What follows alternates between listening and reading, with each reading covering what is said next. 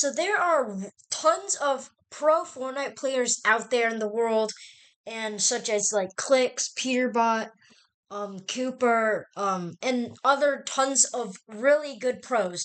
And then this pro, they might not be as popular, but he is called MariusCOW. And today we'll be looking at the video on why it's impossible to fight MariusCOW, mechanics of the pros. Video by Reisshub. And without further ado, let's get right into the video. Why it's impossible to fight Marius. Ask any Fortnite pro who the best creative player in Europe is, and 9 times out of 10 they'll say Marius. But recently he's been They'll say Marius, guys. Converting those creative skills into tournament placements, placing 4th in grand finals last season, winning the first solo cash cup this season with an insane match history, and now he's just beaten the European record for the highest 34 eliminations, chat. That's insane. 34 eliminations. Wow. In a solo cash cup game with a 34 elim win. Like Marius lands at the Underworld as his goal. Alright, and I don't know what game this is. I know it's some kind of cash cup or some kind of cup because there's an icon there. And then this was back in chapter 5, season 2. So we'll be looking at the game that he played. The goal is to get the Mythic Harbinger SMG, and most importantly of all, the aspect of Siphon medallion. Yep, definitely, because the aspect of Siphon, I'll make it. This aspect of Siphon, it is really good because it gives you Siphon, obviously. This would allow him to spend much more of his time fighting, as he doesn't have to spend that time healing, increasing the potential number of elims he can get in a single game. This seems like an easy task, as there's only one single player contesting the drop spot. However, there's at least 10 different people who've landed around this drop spot that can all rotate in late. That's very lucky for Marius, because, the Siphon medallion. Everyone wants that.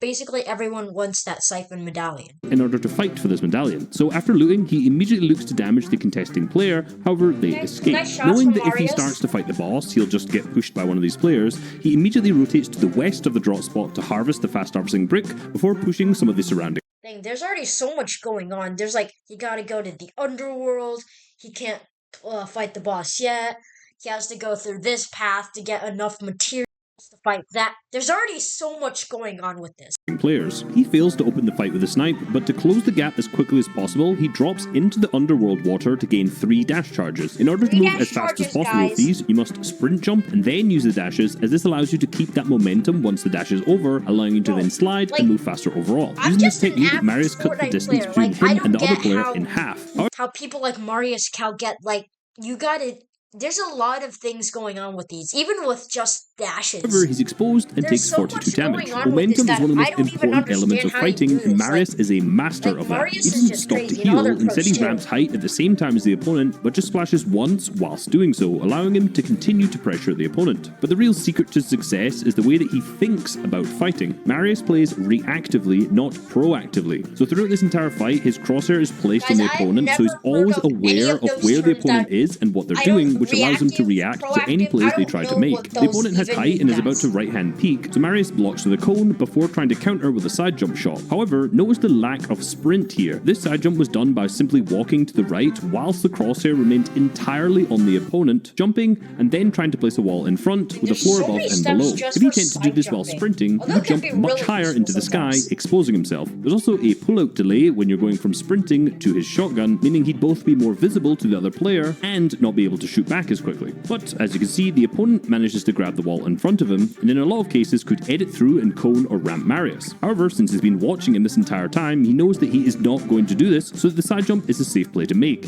However, to prevent getting pieced, he walks backwards whilst placing a ramp to block any edits the opponent may make, all again whilst keeping his crosshair exactly where the opponent is. Since he's one layer above, Bro, he jumps backwards? I would never think to do that.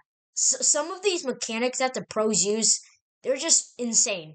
They're absolutely insane, and I can never think of using those. Marius jumps backwards and lands on a ramp, then places 2 high walls to attempt to piece the opponent on his layer, but unfortunately they manage to escape. Unlike last time though, Marius actually does a sprinting side jump. From a cone, there's almost no way to do a side jump without editing it up, but since a sprint jump increases the height of the jump slightly, it's possible to sprint side jump from a cone inside of a box. So with Marius standing on a cone with a ramp over his head, he can quickly elevate himself up to the same layer that the opponent is on. So he sprint jumps, turns around, places a wall and a floor to stand on before switching to his shotgun, then jumps again and takes a shot. He then blocks any returning damage to the wall in front of him, but also continues the upward momentum by placing a ramp to stand on and one over his head to cover his angles. Now this entire side jump sequence is a genius and, in my opinion, a must learn, despite the fact he doesn't actually hit a bullet here. Remember how sprinting side jump? Definitely, guys.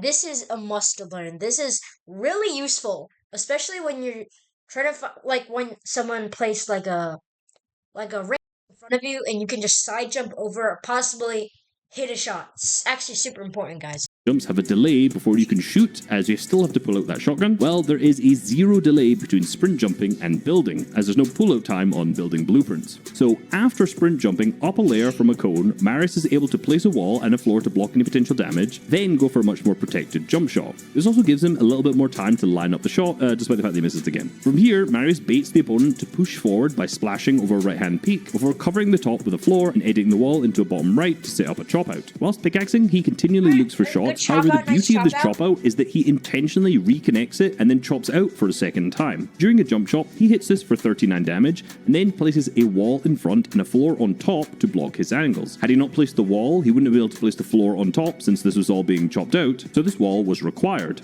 However, the opponent then tries to reconnect and build back onto this, but because Marius edits him and chops him out for a second time, this results in him falling with his blueprints out, allowing Marius to grab the wall between them. However, given the option, Marius has incredible muscle memory to make a window edit, this 4-tiled bottom right edit, or this bottom 3-tile. In watching his fights, it's extremely rare to see him make a bad 50-50 left-hand edit. The 4-tile bottom right is really unique since it has this curve to it which allows the player to have a right-hand peak, whilst entirely hiding their head from a lot of angles. However, in this case, Marius chooses the 3-tile edit as it has the same effect, but you just have to crouch. But by this point, another player has attempted to fight the boss back in the POI, and Marius takes advantage of this. Since there are many minions that spawn during the fight, the visual footstep setting can be abused. Since almost every player has the setting on due to Fortnite's amazing sound mix, it can be hard to differentiate which footsteps are NPCs and which are players, because for some reason these two aren't different colours or icons. A lot of the time, players don't even have to crouch, as they can just walk straight up to a person fighting the boss and shoot them. Now these NPCs often spray at the player and miss. Now that's great for the player's health trying to fight the boss, however their bullets have to hit something, and that something is for the most part the builds that are protecting them. And it's often the builds that are behind the player which they do not notice has been destroyed. So after starting this fight, Marius rotates behind the player and jumps, which removes his footstep audio, so it's very hard to track him. And since the NPCs have sprayed a wall open behind the player, Marius is able to hit a big shot and then finish the fight off quickly. Now because he's aware that people will try to do the exact same thing to him, whilst fighting the minions, he continually scouts around him, which allows him to pick up another easy element to picks who stuck up from possibly the worst angle possible, and then importantly he boxes up in the centre of the room. The final stage of the boss fight occurs once all of the minions are dead, as Hades will jump from his chair and then he'll spawn 2 minions with him directly in front of him. But since Marius is now in the centre of the room, this allows him to figure out if any of the players are pushing in. Since the boss...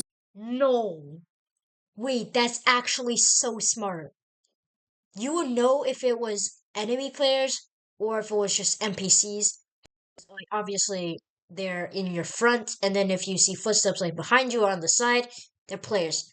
That is actually so smart, guys. It's crazy. That's so smart. And the minions are in front of him, any visual audio footsteps that are not in this direction are clearly players coming for the coin, which allows him to spot a player to his left. After finishing off the boss, Marius dashes to the loot, covering this left side, and immediately boxes up on it. Now, knowing that the other player will most likely try to psycho into this box whilst he's looting, he instantly edits a window, catching the player with his pistol out. With a nice ramp and a few walls immediately after, he's able to delete this player from the lobby without taking any damage back. After chasing down the 5th and final contesting player, he's finally set up to win the game with the aspect of Siphon Medallion and the Mythic Harbinger SMG. This is great for WKing and dropping high EM games, but the real beauty of this drop spot is that he only has to rotate another 400 meters to get to Grim Gate, where he can continue to fight for the Mythic Gatekeeper shotgun and the aspect of Agility Medallion. Let me just tell you, if MariusCOW gets the Mythic Gatekeeper shotgun and the aspect of Agility Medallion, he wins. Because no one can stop him if he has these. Plus, his insane, fighting skills are crazy. So, he has to win this, right, guys?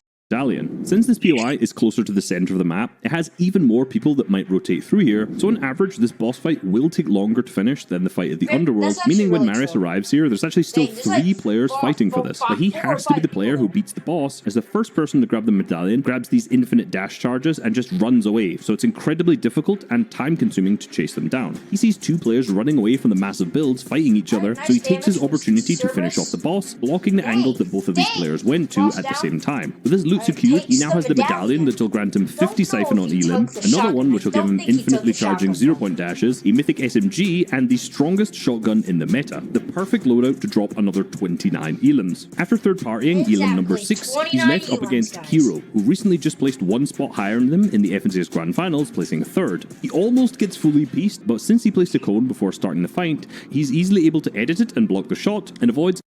Another very important thing, I don't know if you guys watched my tips and tricks video, but you always want to have at least a cone in your box, so that you can't just put their cone in your box and absolutely piece you up. They can't do that if you have your cone, and you can easily just block out your opponents and edit through another wall. So important to have a cone in your box. Getting fully boxed by phasing out of the top. It was close, but he makes a great play to turn around and spray back through the floor, resetting the cone and hitting Kiro down to almost 0 HP. From here, because he has the dash medallion, he can just spray and break the wall at the same time, whilst dashing to fire straight behind Kiro, finishing off the fight. And he actually does something very, very similar in Fight 8 and a lot through the fights that we're going to see. After pumping the opponent for 97 damage, he ensures the Gatekeeper shotgun is reloaded and then sprays straight into the back of the box and finishes the player off with the shotgun, ensuring to drop his sniper for 4 floppers, which we will come back to much later. Note how he dashes though. Marius aims to the back left corner of the box, as this means all he'll have to do is turn to his right to keep track of the opponent. Had he dashed into the back middle of the box, the opponent could be on his left, it could be on his right, and he'd have to spin around to try and find them. But the Mythic Gatekeeper shotgun is so strong it's almost impossible to not kill someone with 3 shots in it, even from 200 HP. But combine this with the health advantage that he got at the start of this fight, the surprise dash into the box, and it's almost close to impossible for Marius to lose these fights. This shotgun doesn't just do insane damage to only players, this also applies to structures. The Mythic Gatekeeper deals 93 structure damage, a very important number. Each rarity below this decreases by either 4 or 5, down to the point where the grey deals 72 structure damage. Now this is a significant deal, as this is less than a 75 damage from a pickaxe, which means that 1 shot and 1 pickaxe won't break a fully built wood wall, so it's basically not even worth shooting at walls. However, the 93 structure damage from the Mythic is incredibly important, because when a build piece is edited, the HP reduces. Now, from a fully built build piece, almost every single edit reduces to either 93 or less HP, which means you can do just as Marius does here in Elim 9 and spray into the opponent's box, take your shotgun out and wait for them to edit the cone and just replace it with 1 single shot. A brick cone edited from full health will drop to, you guessed it, 93 health, meaning Marius can replace it in 1 shot and finish off the opponent. Again, it's important that all weapons are reloaded. Wait, that is so smart. I'm learning so much in this video. Because when you edit, it goes exactly to 93 damage, and obviously the Gatekeeper shotgun just shoots it down, breaks the build, shoot again, you basically eliminate the player. Insane mechanics of the pros right there. It's insane. I would never think of that, guys. This video is actually teaching me a lot. Prior to attempting this, as running out of ammo here is basically just an instant death. With these damage numbers in mind, it's actually possible just to stand outside of an opponent's wall, wait for them to edit, then immediately replace their wall with 1 single shot. But to counter this, there are a few edits that won't drop the wall below 93 HP. Any edit on a wood wall is already out of the question, as that drops to less HP. However, by editing a window or a door on a brick wall, this will leave it at 96 HP, meaning it will survive. For reference, any 3-tile edit will leave it at 93 HP exactly, meaning it will be broken, so your choice of edit is very important. On a metal wall, both windows and 3-tile edits will leave it above the 93 HP, however a 4-tile edit or a top row will leave it at 81 HP, meaning it can be replaced. However though, remember these are all just assuming that the build started at full HP, so if the walls are weaker than this because they've just been freshly placed or they've already previously been edited, then this strategy will work on every single build piece. Many players are also taking the purple or gold rarities of the Gatekeeper shotgun over the Mythic, as they can modify them to have the drum mag attachment. This will give them 5 bullets. Yes, guys, that is what I was talking about. If it has the drum mag on it, like instead of faster reload, it has more shots. Pretty much, I think it gives you 2 more shots. So 5 shots, and your insanely strong gatekeeper shotgun, just shred through enemy builds, replace them, or shoot through them, and then you eliminate the player. That's why if the mythic gatekeeper shotgun had the drum mag on it, oof, it would have.